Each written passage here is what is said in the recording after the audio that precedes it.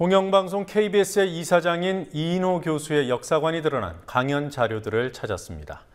이승만 전 대통령을 세계적인 사상가로 추켜 세우며 이 전 대통령이 4.19 때 국민에 맞선 적이 없다는 발언을 했습니다. 정부 차원의 과거사 규명에 대해서도 대한민국 전복이라는 표현을 사용했습니다. 광주 민주화 운동은 유혈 사태고 4.3 제주 양민학살은 비극이긴 하나 체제 유지를 위해 필요한 희생이었다고 말하고 있습니다. 공영방송 이사장이 이래도 되나 싶습니다. 잠시 뒤에 리포트와 뉴스옥을 통해 상세히 보도합니다. 이 밖에 정치권 소식과 세월호 소식 등을 준비했습니다. 9월 15일 월요일 뉴스K 잠시 후에 시작하겠습니다.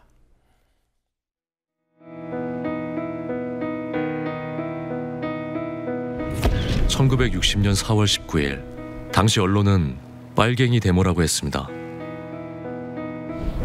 지금 우리는 혁명의 역사로 기억합니다. 1980년 5월 18일 당시 언론은 불순분자의 폭동이라 했습니다. 지금 우리는 독재에 항거한 정의의 역사로 기억합니다. 1987년 6월 10일 당시 언론은 대학생 가두 시위라 했습니다. 지금 우리는 민주주의를 쟁취한 감격의 역사로 기억합니다.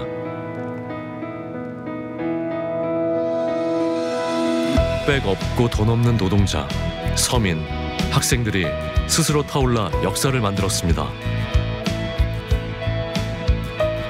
현실은 다시 타오를 것을 요구하고 있습니다. 아니, 이미 타오르고 있습니다.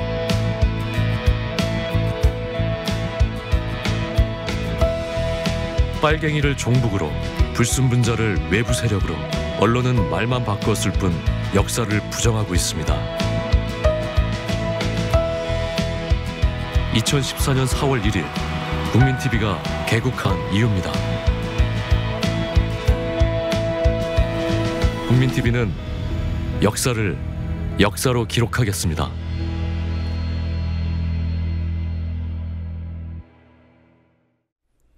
새정치민주연합의 갈등 국면은 사퇴 요구를 받고 있는 박영선 원내대표가 탈당까지 염두에 두고 있고 거취 고민을 하고 있는 상황이어서 가능성이 크지는 않지만 자칫 분당으로까지 이어질 수 있다는 분석이 나오고 있습니다.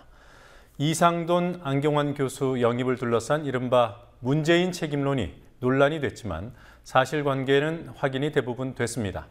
뉴스K 취재진이 만난 문 의원 측근은 문 의원이 공동위원장 영입에는 동의했고 사전에 만나기도 했지만 당내 설득의 중요성을 강조했다고 밝혔습니다. 국회 중계카메라 나가 있습니다. 곽보아 PD. 자, 원내대표 사퇴 요구에 탈당 가능성까지 내비친 상황인데요. 그래도 사퇴 요구는 지속되고 있는 겁니까? 네, 그렇습니다. 어제 모여서 박영선 원내대표의 사퇴를 요구하기로 한 15명의 의원에서 3명이 늘어난 민주연합 의원 18명은 오늘 오전에도 긴급 의원 모임이란 이름으로 박 원내대표가 자리에서 물러나야 한다는 입장을 확인했습니다. 모임 후 기자들과 만난 유승희 의원은 박 원내대표가 자진 사퇴하지 않을 경우 공동 대응할 것이라며 사퇴 요구는 삼선 의원, 중진 의원, 원로 모임, 초선 의원 등에서 지속되어 왔다고 말했습니다. 이들과 별도로 어제 각각 모임을 가졌던 삼선 의원 6명과 김근택의 민평련 소속 8명은 오늘 박 원내대표의 자진 사퇴를 요구하기로 한 어제의 결정과 같은 결론을 내렸습니다. 그러나 원혜영, 문희상, 정세균, 박지원 등 중진 의원 12명은 오늘 오전 대책회의를 열어 박영선 원내대표의 의사표시를 보고 대책을 세우는 게 맞다는 유보적인 입장을 내놨습니다. 박 원내대표가 탈당까지 얘기하는 데에는 민주연합 거의 모든 의원들과 그룹들이 반대하고 나섰지만 원내대표 사퇴 요구는 가라앉지 않고 있습니다. 박영선 원내대표가 오늘 모습을 보이지 않았다고 들었습니다. 지금 어디에 있는지 확인이 됩니까? 네, 자택에 없다는 정도만 확인되고 있고 정확한 위치는 확인되지 않고 있습니다. 다만 박범계 민주연합 원내대변인이 오늘 중으로 조정식 사무총장, 김영록 원내수석 부대표와 함께 박 원내대표를 만나 거취에 관한 생각을 듣겠다고 말했습니다. 이르면 내일, 늦어도 모레까지는 입장이 나올 것으로 보입니다. 박범계 원내대변인은 오후 기자회견에서 당직자와 원내대표단의 회의 결과를 발표하며 어떤 경우에도 탈당은 있을 수 없고 만약 박 원내대표에게 조금이라도 그런 의사가 있다면 적극 만료하기로 결의했다고 말했습니다. 원내대표의 탈당이라는 초유의 사태가 일어날 가능성은 높지 않습니다. 그러나 리더십이 크게 훼손된 상황에서 탈당까지 언급한 마당이라서 원내대표 자리를 내놓는 일은 이제 시간 문제인 것으로 보입니다. 이상돈 교수 영입 과정에서 문재인 의원의 역할에 대한 공방도 이어지고 있죠. 문재인 의원이 동의를 하긴 했지만 당내 설득의 중요성을 강조했다. 이런 입장이더군요. 네, 국민TV 취재 결과 문재인 의원은 이상돈, 안경환 두 교수를 공동 비대위원장으로 영입하는 방안에 동의한 것으로 확인됐습니다. 문 의원 측근을 통해 확인한 내용입니다. 문 의원은 오늘 기자들과 만나서도 이상돈, 안경환 공동위원장 안에 대해 혁신과 외연 확장을 동시에 도모할 수 있다는 점에서 충분히 생각해 볼 만한 방안이었다고 말해 본인은 동의했음을 시사했습니다. 다만 문 의원 측은 그 동의는 개파의 대표 차원에서가 아니라 한 명의 의원 입장에서 한 동의였으며 동시에 박영선 원내대표에게 당내 설득 과정이 중요함을 강조했다고 설명하고 있습니다. 그럼에도 불구하고 당내 설득 과정이 부족해 애초 계획이 무산된 점을 아쉽게 생각한다고 문 의원은 말했습니다. 지난 11일 박 원내대표와 이상돈 교수가 만나는 자리에 문 의원도 함께 있었다는 사실은 모두가 인정하는 상황입니다. 자, 이제 새누리당 소식 좀 알아보죠. 새누리당에서는 계속 국회의장을 압박하는 그런 모습인가요? 네, 새누리당은 민주연합 내부 사정으로 세월호 특별법은 물론이고 정기국회 의사일정 논의가 불가능해졌다며 정의화 국회의장의 결단을 촉구했습니다. 이완구 원내대표는 오늘 오후 의원총회에서 협상이라는 게 상대가 있어야 하는데 협상 파트너가 없어져 버렸다며 내일 국회 운영위원회를 소집해 의사일정을 논의하는 데 민주연합의 협조를 촉구했습니다. 오늘 오전에는 조혜진, 김영우 의원 등 초재선 의원 8명이 아침 소리란 모임을 출범시킨 후 정의화 의장을 찾아 법사위를 통과한 90여 개 법안을 본회의에서 즉각 처리해야 한다고 요구했고 지난 재보선에서 당선된 정미경, 김용남 의원 등 11명도 기자회견을 열고 국회의장을 압박했습니다. 새누리당은 오늘 의원총회 후에는 본회의장에 단체로 입장해 본회의 개최를 촉구하는 퍼포먼스를 하는 방안도 검토한 것으로 알려졌습니다. 반대 의견이 많아 실제로 하진 않았지만 이런 식으로 새누리당은 국회 정상화를 바라는 새누리당과 비정상 상태에 책임을 져야 할 민주연합이란 틀로 대국민 홍보전을 이어갈 것으로 보입니다. 여당 내에서도 대합화 움직임이 좀 더 구체화되는 모양이에요. 오늘 모임이 있었다는데 몇 명이나 모였습니까? 네, 당내 중도파로 분류되는 정병국, 김세연, 황영철 의원 등 15명이 오늘 오전 개혁 노선을 지향하는 중도파 의원들의 모임을 열고 당 내부에 있는 국회 선진화법 개정 움직임을 반대한다는 입장을 정리했습니다.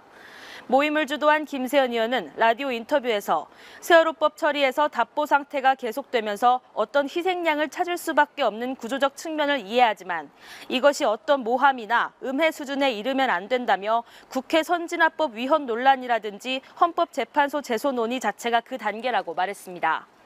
김세연 의원은 18대 국회에서 해머, 쇠사슬, 소화기, 공중부양, 부러진 팔과 이빨 등 유혈이 낭자했던 상황을 떠올려야 한다며 야만 상태의 폭력 국회를 돌이키려고 하는 시도가 돼선 안 된다고 강조했습니다. 하지만 오늘 이총 후 국회 선진화법의 존속을 얘기하는 의원은 소수에 불과하다는 새누리당 김현숙 대변인의 말은 중도파의 입지가 얼마나 약한지를 보여줬습니다. 새누리당이 요구했던 오늘 본회의가 열리지 않았습니다. 정의화 국회의장 어떤 계획인 겁니까? 네, 정의화 의장은 오늘 새누리당 초재선 의원 모임과의 면담에서 오는 19일 대정부 질문부터 국회의장 직권으로 정기국회 이사 일정을 진행시킬 것임을 내비쳤습니다.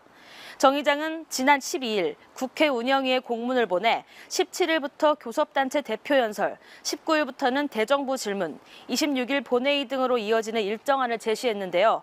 야당의 혼란 때문에 대표 연설은 못해도 19일 대정부 질문 이후 일정은 진행시키겠다는 뜻을 오늘 밝혔습니다. 또한 정 의장은 본회의에 계류 중인 90여 개 법안을 먼저 처리해달라는 여당 의원들의 요구는 일단 거부하면서도 국회가 법안 처리를 하지 못한 채 5개월이 지나 한계에 다다랐다며 26일 본회의 처리 가능성을 열어뒀습니다. 국회 정상화 논의를 위해 정 의장이 오늘 열려고 했던 국회의장단, 여야 지도부 연석회의는 무산됐습니다.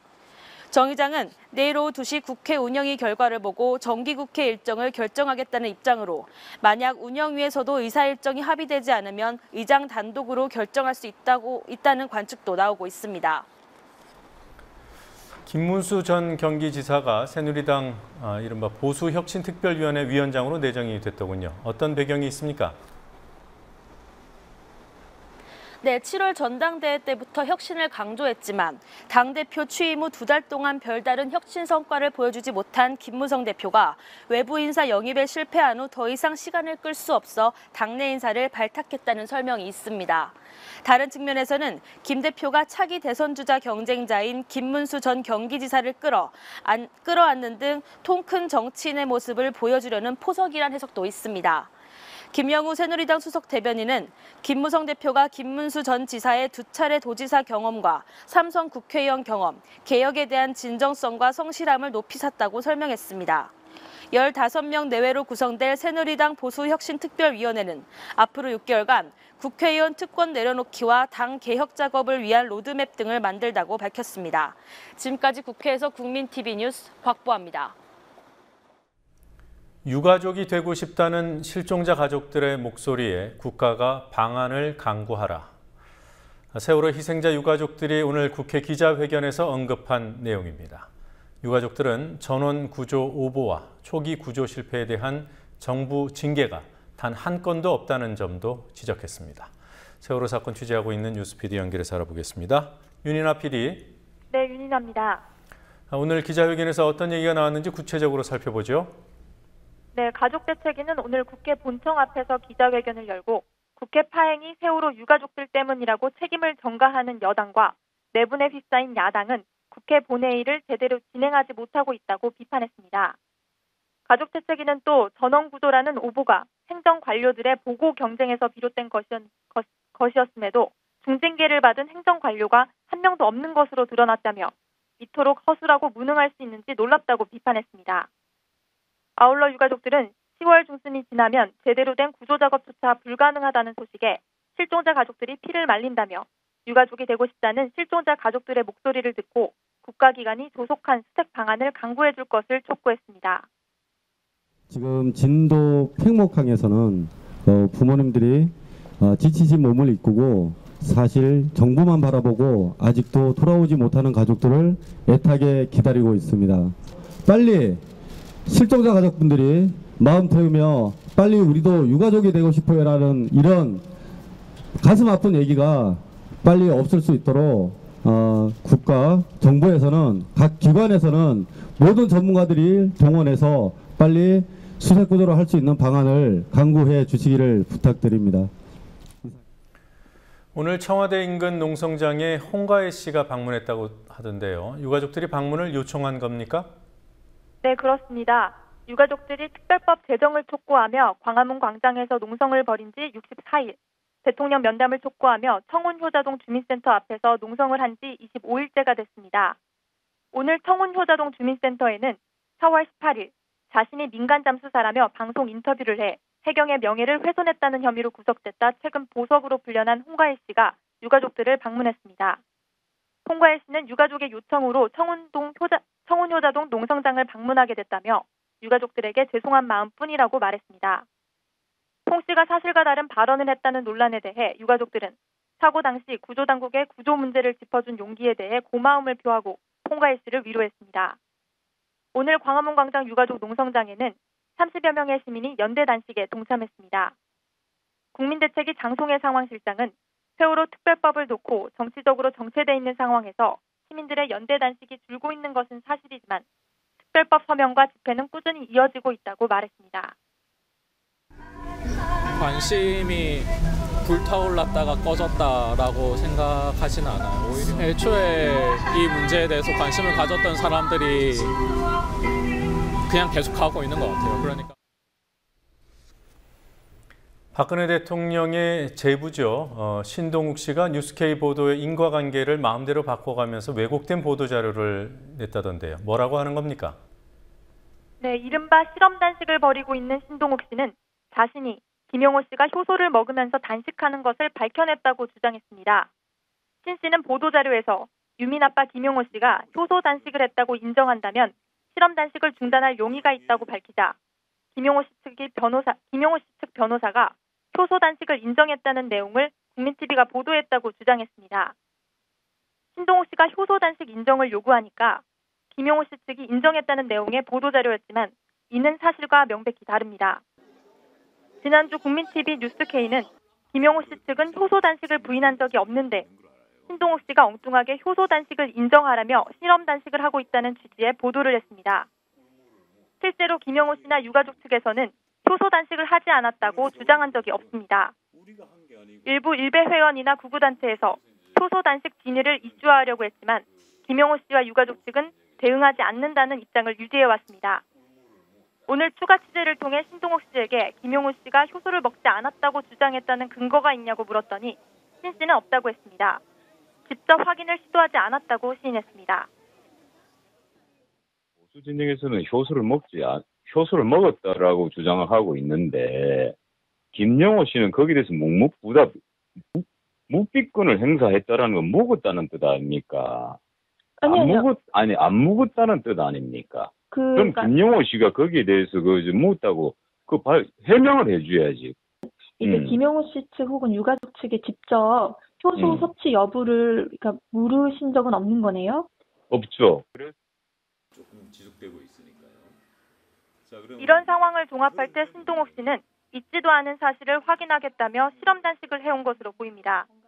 일부 언론은 신 씨가 최근 의료진의 권유에 따라 효소도 함께 섭취하는 실험 단식으로 전환했다고 보도했지만 신 씨는 물과 소금만으로 단식 중이라고 주장했습니다. 네, 저희 보도를 의도적으로 왜곡한 것인지 궁금하기는 합니다만 이 정도면 대응을 안 하는 것이 현명하겠다는 생각이 듭니다. 윤인아 PD 수고했습니다.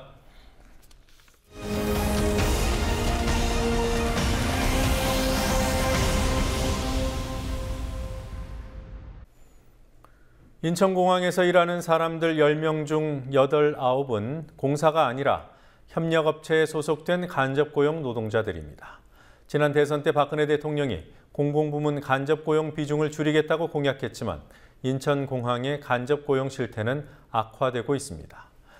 협력업체를 바꾸는 방식으로 인원을 줄여서 갈등을 유발해오던 공항공사가 이번에는 인력 감축 규모도 늘리고 직원들 경력까지 이른바 제로 세팅하는 횡포를 부리고 있습니다. 여기에는 공석인 사장 자리 다툼도 배경이 되고 있습니다. 성지훈 PD가 취재했습니다. 오늘 아침 인천국제공항 여객터미널 앞 공공운수노조 인천공항 지역지부 소속 100여 명의 노동자들이 집회를 열었습니다. 이들은 공항공사가 아니라 협력업체 소속으로 인천공항에서 일하는 간접고용 노동자들로 협력업체 변경에 따른 노동조건의 후퇴에 항의하고 있습니다. 최근 1인 시위를 벌인 일로 공사가 이들 중 10명을 고발하자 반발이 거세지고 있습니다. 공사는 인천 아시안게임 개막 전날인 18일부터 공항 전 지역에 집회 신고를 내놓기도 했습니다. 노조의 집회와 시위를 사전에 차단하기 위해서입니다. 한 번도 1인 시위에 대해서는 고소고발이 없었습니다. 근데 이번에는 왜 그랬을까요? 그리고 이곳 집회 장소도 공항공사가 새벽 6시 이렇게 나가서 아침에 집회 장소를 먼저 선점하고 있습니다. 인천공항공사는 최근 보안경비, 보안검색 업무 쪽 협력업체를 바꾸고 업체 수를 늘리는 이른바 쪼개기를 단행했습니다. 이 과정에서 8명이 고용 승계가 안 되는 사실상의 해고를 당했습니다. 나머지 노동자들도 경력을 인정받지 못해 공항 개항 직후부터 10년 넘게 일한 노동자들도 1년차 신입 직원이 됐습니다. 보안경비는 노조 활동에 적극적인 노동자가 많은 업무 분야에서 노조 탄압이라는 지적이 나옵니다. 공항공사는 그 공항 운영 효율성을 자꾸 얘기합니다. 그러면 정상적으로 우리가 얘기하는 것은 그 정규직화를 시키든지, 저희가 지금 여기서 14년 근무를 했습니다. 근데 아직도 간접고용 비정규직입니다. 그렇게 계속 그 공항공사가 잘못하고 있는 것을 지적하고 그렇게 싸워나가고 있으니까 여기에서는 노동조합을 없애겠다는 생각으로 이렇게 탄압을 하고 있는 거죠. 노조는 지난해에도 1,500명이 넘는 조합원들이 릴레이 1인 시위를 벌이고 파업까지 했지만 검찰에 고발된 경우는 없었습니다. 최근 공항공사가 이례적으로 노조 무력화를 시도하는 밑바탕에는 공사 사장 자리를 차지하기 위한 경쟁이 깔려 있다는 해석이 나옵니다. 현재 사장 후보로 유력하게 언급되는 인물은 안상수 전 인천시장과 현재 공사 사장 직무를 대행하고 있는 최홍렬 부사장입니다.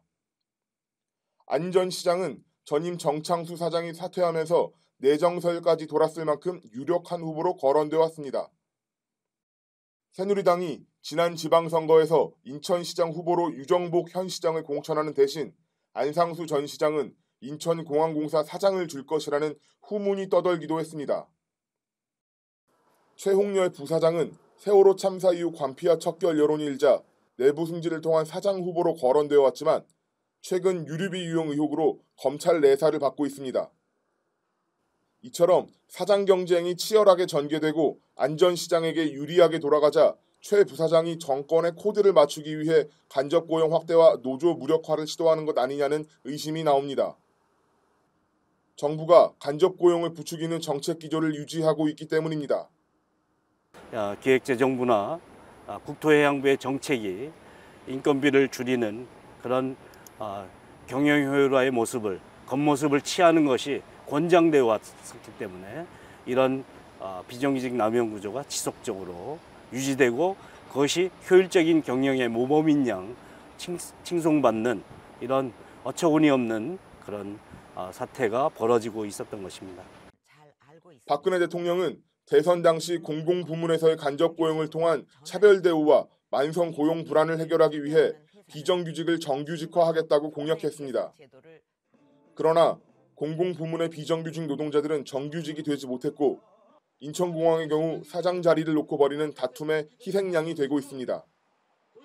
국민TV 뉴스 성지훈입니다. 이른바 문창극 강연에 감동을 받았다고 한 이인호 KBS 이사장의 지난해와 2006년 강연을 뉴스K가 찾아냈습니다. 이들 강연에서 이인호 이사장은 현재 역사관 논란을 일으키고 있는 내용보다 더 구체적이고 더 논란이 될 만한 발언들을 쏟아냈습니다. 이승만 전 대통령을 세계에서 드문 사상가라고 추켜 세우면서 4.19 유혈 진압의 총책임자인 그를 가리켜 국민에 맞선 적이 없다고 말했습니다. 제주 4.3 양민 학살에 대해서는 비극적인 사건이긴 하지만 대한민국 체제 유지에 필요한 희생이었다고 규정했습니다. 심지어는 정부 차원의 과거사 규명 활동조차 대한민국 전복 활동으로 폄훼했습니다. 나아가 전교조에 주사파가 침투해 공작을 벌이고 있다는 발언도 강연에서 나왔습니다. 김지혜 PD가 단독 보도합니다. 지난해 10월 보수 성향의 민간 싱크탱크로 불리는 한반도 선진화재단이 주최한 한 포럼. 지난 5일 KBS 이사장에 선임된 이인호 서울대 명예교수가 강연자로 섰습니다. 이날 이 이사장이 준비한 강연의 핵심 주제는 이승만 전 대통령에 대한 추앙이었습니다. 오늘날 신문 논설의 수준을 능가하는 그런 식의 그 역사적인 그 국제 정치적인 안목을 가지고 있고 또 그 인생관이라고 하는 것이 또 대단합니다. 공산주의의 이상과 실체를 명확히 구분할 줄 아는 세계에서 아주 가장 드문 그 사상가 중에 한 분이었습니다. 이 과정에서 이 이사장은 역사적 사실을 무시하는 발언도 했습니다. 4.19 혁명 당시 유혈 진압의 최고 책임자인 이승만 전 대통령을 부상 시민을 보살핀 인자한 지도자로 표현했습니다. 이승만 박사는 4.19로 불미롭게 물러나셨지만은 본인이 걸어 나갔지 어떤 독재자들 같이 탱크를 가지고 국민에 맞서거나 4.19에 봉기한 사람들이 잘못했다는 말씀을 하신 적이 없습니다. 젊은 사람들이 그렇게 하는 건 젊은이로서 참 잘한 거라고 병원에까지 그 위문한 분을 천하에 없는 독재자로 알고 있습니다. 김구 선생의 암살과 관련해서는 헌병대를 비롯한 군이 개입하는 등 이전 대통령의 개입을 의심할 만한 수많은 정황들이 있음에도 김구 선생이 정치적 위협이 될 리가 없었다는 납득하기 어려운 주장을 합니다. 김구 선생을 암살을 했다는 건 이건 완전히 오해지. 이승만 박사의 그동안의 쭉 행적이나 모든 걸로 볼 때 그 당시에 김구 선생이 정치적인 위협이 될 리도 전혀 없었고, 이승만 전 대통령 연구로 저명한 한 학자는 이인호 이사장이 아무리 서양사를 전공했다 해도 역사학자로서 가져서는 안 되는 인식이라고 평가합니다. 이 이사장은 광주 민주화운동을 유혈사태라고 표현하며 정부가 통제된 상황에서 사망자 수치가 부풀려졌던 부분에 대해 굉장한 흑색선전이라며 당시 군사정권 입장과 비슷한 인식을 드러냈습니다. 광주 유혈 사태에 대해서 우리는 정보 통제 때문에 사실을 잘 알 수 없었는데 그 틈에 아주 그 굉장한 맞으면 그 흑색 선전 같은 것이 사실 이상으로 몇백 명 죽은 거를 몇천 명 죽었다는 식으로 이렇게 되고 나서 학생들의 분위기가 너무 그 격앙돼서 제가 이 운동권 커리큘럼을 쭉 보니까 참 기가 막힌 게 발견됐어요. 정부 차원의 진상규명 활동을 해서는 안 될 짓, 대한민국 전복 등으로 규정했습니다. 청산위원회라는 것들이 해서는 안 될 짓을 모두 했습니다. 제주 4.3 사건, 광주 사건 모든 것을 전부 다 정부가 잘못했고 정부에 항거해서 일어난 소위 민이 국민이고 그쪽이 헌법기관이다. 이따위 식의 조사 보고서나 또는 이 재판 결과들이 나왔습니다. 대한민국 전복은 이미 그때부터 공공연하게 시작이고 정부가 거기 앞장을 서고 돈을 댔던 겁니다. 지난 2006년 한국기독교목회자협의회가 주최한 강연에서는 제주 4.3 사건에서 벌어진 양민학살에 대해 대한민국 체제 유지를 위해 필요한 희생이었다고 평가했습니다. 지금 다시 조명이 되고 있는 제주 4.3 사태라든가 이 여수 순천 사건이라든가 그런 것이 공산당에 의해서 결국 체제 전복 기도에서부터 비롯됐다고 하는 것은 명명백백한 역사에서 다 나오는 사실들입니다. 다만 그런 것을 진압하는 과정에서 억울하게 희생된 양민들이 너무 많기 때문에 그것이 또 끝까지 굉장히 심각한 후유증을 낳고 있지만은 이 대한민국을 결국 지키는데 그러한 식의 일이 필요하게 됐다고 하는 것이 바로 우리의 비극이었습니다. 이들 강연에서는 정교조에 대한 편향성도 드러났습니다. 지난해 강연에서 이인호 이사장은 정교조의 주사파가 침투해 공작을 벌이고 있다고 주장했습니다. 어떻게 보면은 그 사람들한테 역사 교육은 아까도 말했듯이 그렇게 정치적인 도구로서 중요한 거라는 인식이 처음부터 있었고 의도적으로 교육부 교과 지침을 만드는 일, 또 교과서 집필 같은 데 짜고 들어갔습니다. 모두가 다 그렇다는 얘기는 아닙니다. 그들의 공작이라는 건 항상 10명 중에 하나나 둘만 끼어 있으면은 속으로부터 그 내용을 잡는 거예요. 전교조도 마찬가지 모든 거 처음에는 다 무난한 신선한 그런 이상을 가지고 출발을 합니다. 그러면 그 조직을 다 해놓으면 거기를 파고 들어가서 전혀 다른 목적으로 이용을 하는 거죠. 2006년 강연에서는 정교조가 사학재단을 장악할 수 있다는 편향적인 인식을 드러냈습니다. 사학의 비리를 막기 위한 법적인 장치가 굉장히 많은데도 불구하고 교육부가 그걸 제대로 집행을 하지 못했습니다. 그리고 일반 사법 기구에서도 다룰 수 있는 여지가 굉장히 많습니다.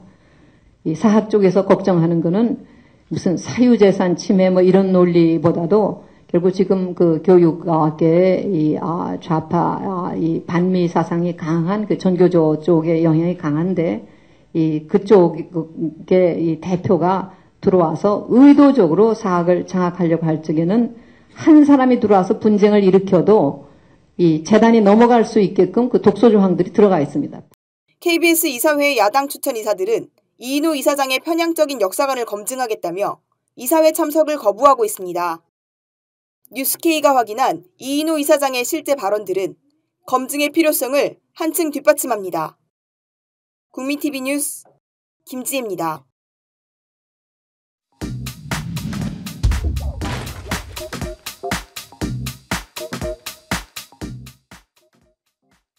이 역사 문제, 역사 교과서 문제로 왜 이렇게 나라가 시끄러운가? 솔직하게 제가 뭐 기자들이 있는 이런 자리에서 이런 소리를 하지는 않습니다만은 그것이 이러한 이 현상의 근본적인 설명입니다.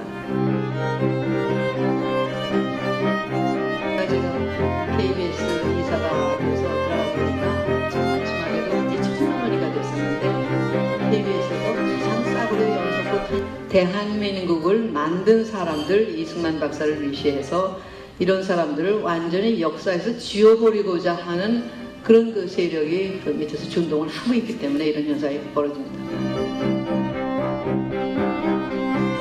그 몇몇 안 되는 사람들이 작심을 하고 교과서 지필로 뛰어들어가서 지난 한 20년 사이에 완전히 그 소위 좌파라고 하는 사람들이 교과서 지필을 잡은 겁니다. 그래서 이렇게 망측한 나라가 어디가 있느냐. 교과서가 얼마나 중요한 건데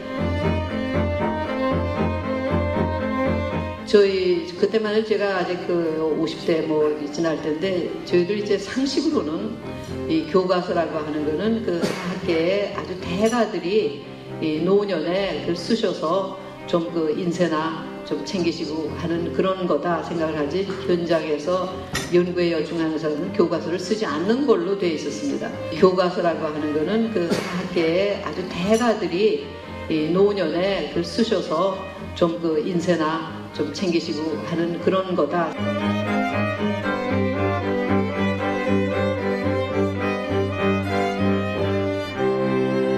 이렇게 망측한 나라가 어디가 있느냐. 교과서가 얼마나 중요한 건데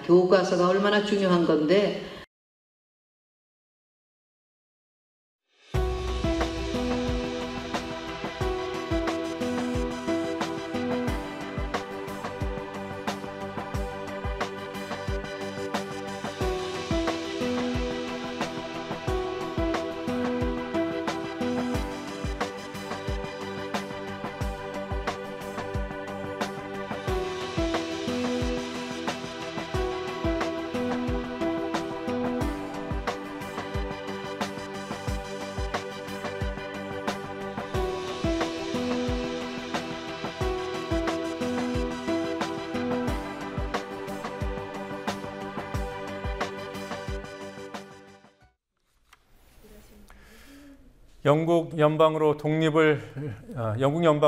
독립을 추진하고 있는 스코틀랜드 정부가 잉글랜드 정부와의 합의 아래 오는 18일 스코틀랜드 주민을 대상으로 독립 찬반 투표를 실시합니다. 1707년 스코틀랜드와 잉글랜드 의회가 통합돼 연합 왕국을 이룬 이래 300여 년 만에 국가 분리의 역사가 현실화될지 주목되고 있습니다. 현지 여론은 어떤지 강신의 PD가 최근 여론조사 결과들을 종합했습니다. 스코틀랜드 분리 독립을 묻는 주민투표를 앞두고 영국의 유력기관들이 여론조사를 실시했습니다. 모르겠다고 답한 부동층은 배제한 뒤 찬반 여론만 산출해 발표했습니다. 지난 13일 영국 일간지 텔레그래프가 발표한 RCM 리서치의 여론조사에서는 분리독립 찬성이 54%로 반대를 앞섰습니다. 대표적인 독립반대단체 베터투게더가 여론조사기관 서베이션을 통해 실시한 조사에서도 54대 46, 텔레그래프 조사 결과와 똑같이 나온 것으로 지난 13일 발표됐습니다. 독립반대 의견이 높은 여론조사 결과도 있습니다. 영국 유력지 가디언과 여론조사기관인 오피니엄의 공동조사에서는 반대가 53%, 찬성이 47%로 나타났습니다. 이 역시 13일에 발표됐습니다. 투표를 앞두고 치열한 찬반운동이 벌어지고 있는 상황에서 스코틀랜드 출신 유명인들도 입장을 내놨습니다. 스코틀랜드 출신인 토니 블레어 전 총리는 스코틀랜드의 독립은 정치적, 경제적, 정서적으로 바람직하지 않다며 반대운동을 주도하고 있습니다. 맨체스터 유나이티드 전 축구감독 알렉스 퍼거슨도 독립 반대 입장을 밝혔습니다. 반면 스코틀랜드 출신 배우 숀 코너리와 제라드 버틀러는 스코틀랜드의 독립을 지지했습니다. 현지 시간으로 오는 18일 투표가 실시됩니다. 독립이 가결될 경우 스코틀랜드는 약 2년 동안 분리 준비 기간을 거친 후 2016년 3월 24일 독립을 선언할 계획입니다. 국민TV 뉴스 강신혜입니다. 새누리당이 조부모가 손주의 교육비로 재산을 물려줄 때 1억 원까지는 증여세를 면제하는 법안을 추진해 파문이 일고 있습니다. 사실상 부자 감세인 이 법안을 새누리당은 서민 경제를 되살리는 법안이라고 주장하고 있습니다. 노지민 PD와 함께 알아보도록 하겠습니다. 어서 오십시오. 안녕하십니까. 네, 정부는 서민 증세 추진해서 서민들 주름 깊게 하고요. 여당은 부자 감세까지 하겠다는군요. 네, 새누리당 기획재정위원회 소속 의원 10명이 조부모가 손주에게 교육비를 명목으로 재산을 물려줄 경우 최대 1억 원까지는 증여세를 면제해주는 조세특례법 개정안을 발의했습니다. 개정안을 대표 발의한 유성걸 의원은 교육비 비과세로 서민들의 소비 여력을 늘리면 서민 경제가 활성화될 것으로 기대된다고 주장했는데요. 하지만 노인 빈곤율이 OECD 최고 수준인 우리나라에서 손주에게 교육비를 그것도 1억 원씩이나 물려줄 수 있는 노인은 사실상 소수의 부유층뿐이라는 점에서 부자 감세라는 비판이 거셉니다. 네. 증세 부분에 대해서는 새누리당 내부에서도 비판이 일부 나왔습니다. 네, 오늘 오전 당내 모임에 참석한 새누리당 하태경 의원은 지방세 증세의 불가피성을 국민에게 설득하지 않으면 정치 밀란으로 갈 수 있는 도화선이 될 수 있다고 주장했고요. 이완영 의원은 담배세 증세에 대해 어르신들은 10,000원, 20,000원이 돼도 담배를 끊기 어렵다며 저소득 노인들에게 세부담이 돌아갈 수 있다고 비판했습니다. 노인들뿐만이겠습니까? 네. 그리고 민주연합 기재위 의원들은 어떤 입장인 거예요? 민주연합 소속 기재위 의원들은 오늘 오후 국회에서 기자회견을 열고 담배세와 주민세 인상이 서민 증세라고 비판했습니다. 기재위 야당 간사인 윤호중 의원은 정부 여당을 향해 법인세 정상화 등 부자 감세에 관한 논의는 거부하고 서민에게 세부담을 무차별 폭격하는 증세 정책만 발표했다며 비판했습니다. 다만 김관영 의원은 복지 수요를 감당하기 위한 적절한 세수가 필요한 것도 사실이라며 부자와 서민의 적절한 분담을 논의하기 위한 사회적 기구가 절실하다고 강조했습니다. 네. 그리고 오늘 시민사회단체들이요, 최근 국정원 대선 개입 무죄 판결과 관련해서 검찰에 항소를 하라고 촉구하는 사안을 전달했죠? 네, 녹색연합, 민주언론시민연합, 참여연대 등 18개 시민사회단체들은 오늘 서울 서초구 대검찰청 앞에서 기자회견을 열고 원세훈 전 국정원장이 선거법상 무죄라는 1심 판결에 대해서 검찰에 항소를 촉구했습니다.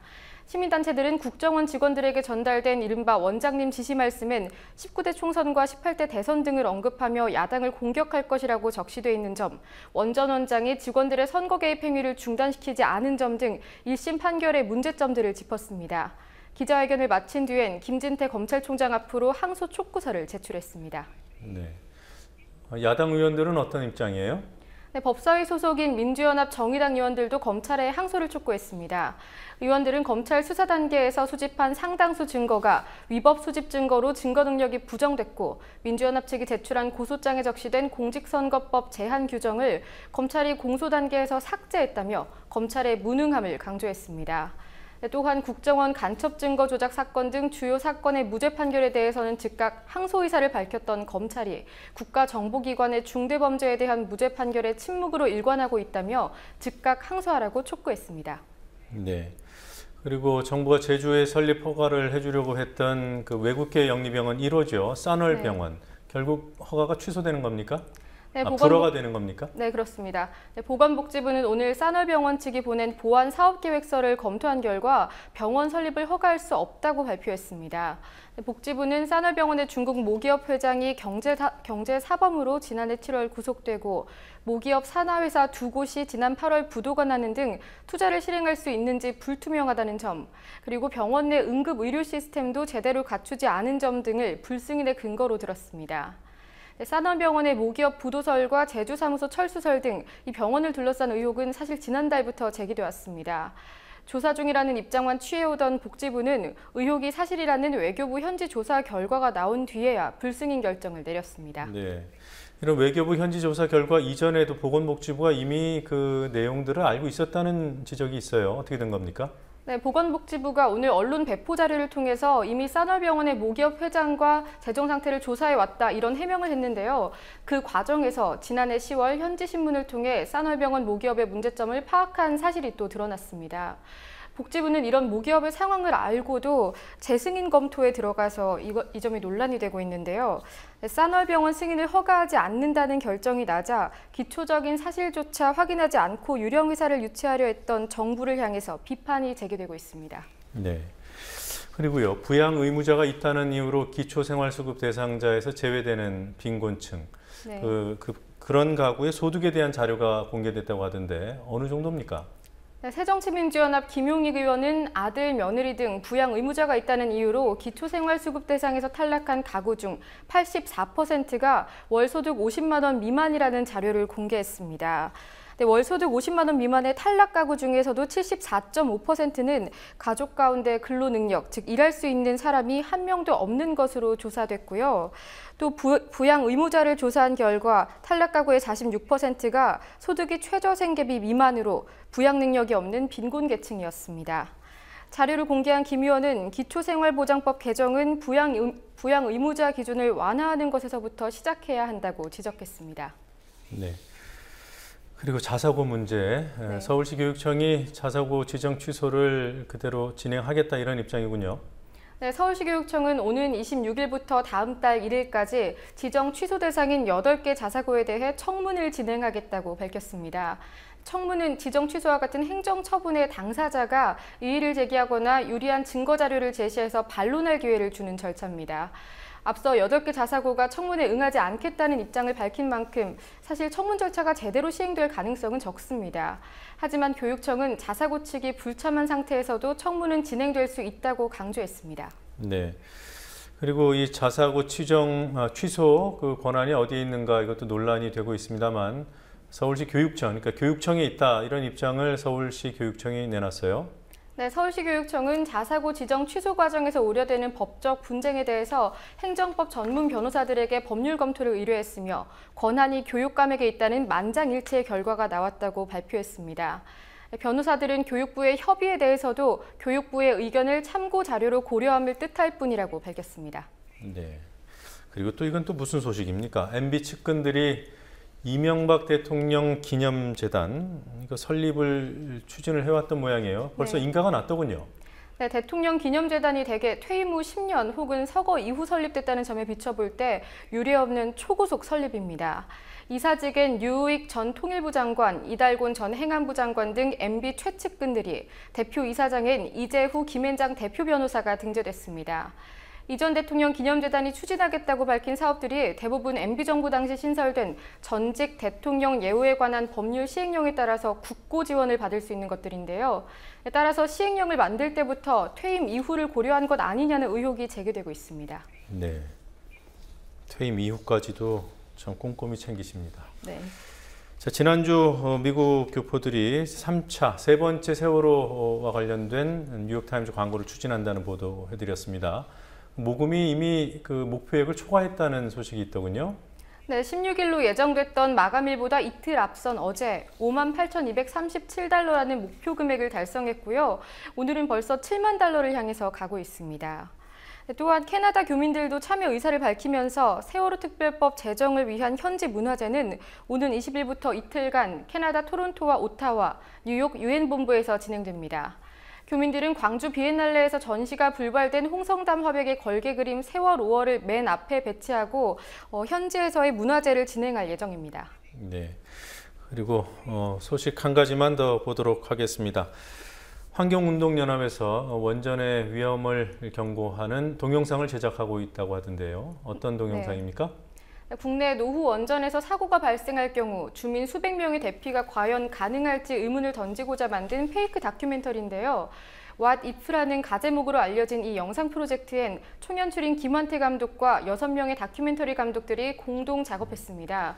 지난 12일 유튜브를 통해 공개한 그 예고편을 보면 어떤 영상인지 좀 더 볼 수 있을 것 같습니다. 네, 환경운동연합은 다큐멘터리를 정식 발표하는 10월 초까지 온라인 후원 플랫폼인 소셜펀치를 통해서 모금 캠페인을 진행합니다.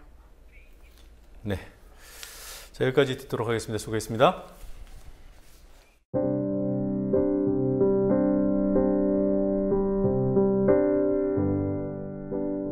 하늘 저 먼 데서 땅속 깊은 데 이르는 세상이나 거기서 살아가는 생명들에 이르기까지 서로 무연하거나 무관하다 할 관계는 없습니다. 사람 관계야 더 말할 것도 없지요. 그런 사람들 사이에 높은 벽이 서고 있는 현실을 보고 있습니다.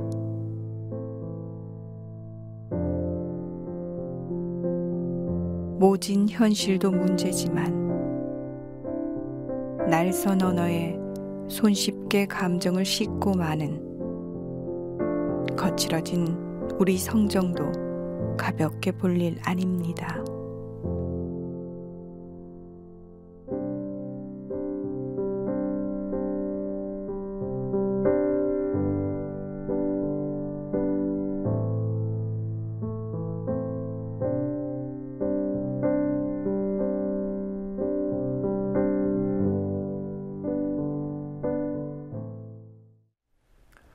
올해 77인 박희태 새누리당 상임고문이 손녀뻘 되는 여성을 성추행한 혐의로 고소를 당했습니다. 전두환 50 정권에서 검사장까지 지낸 박희태 씨는 노태우 정권에서 국회의원이 되고 민정당 대변인 등의 이력을 쌓았습니다. 김영삼 정권에서 법무부 장관을 지내더니 2003년과 2008년 두 번이나 한나라당 당대표에 선출됐고 2009년 대한민국 3부 요인 중 하나인 국회의장에 올랐습니다. 이런 그에게 빼놓을 수 없는 이력이 있습니다. 박희태 씨는 2008년 당대표 경선에서 돈봉투를 살포했습니다. 2012년 초 돈봉투 살포 의혹이 제기됐을 때 딱 잡아떼던 그는 재판 시작 직전에 혐의를 시인했고 상고도 포기했습니다. 형을 조기에 확정지어서 특별 사면을 받으려는 의도로 풀이됐습니다. 실제로 이명박 정권은 임기 만료 직전 그에게 특별 사면의 은전을 베풀었습니다. 은전은 또 있었습니다. 그가 특사를 받은 지 한 달 만에 건국대가 그에게 로스쿨 석좌 교수 자리를 제공했습니다. 급기야 올해 초 박희태 씨는 새누리당의 상임고문으로 복귀합니다. 그리고 8개월 만에 성추행 사건을 일으켰습니다. 여당 경선에서 돈봉투를 뿌린 자에게 특사와 석좌 교수와 여당 상임고문의 혜택과 지위를 안겨주는 권력이 이번 사건의 주범입니다. 뉴스K 마치겠습니다. 내일 뵙겠습니다.